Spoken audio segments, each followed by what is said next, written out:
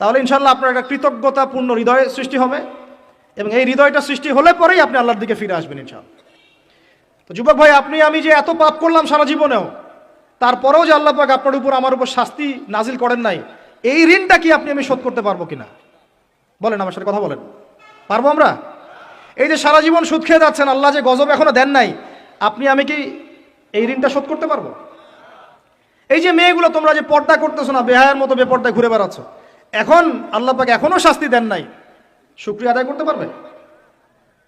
এতদিন চলে গেল, শত শত রাকাত নামাজ বাকি আছে, রোজা বাকি আছে, হজ ফরজ হয়েছে, হজ করেন না, জাকাত সেই কবে ফরজ হয়েছে, জাকাত দেন না, আল্লাহর জন্য একটু দান সদকা করব, একটু মসজিদ মাদ্রাসায় কন্ট্রিবিউট করব, ইত্যাদি ইত্যাদি সমাজ কল্যাণমূলক কাজ করব, করছি না।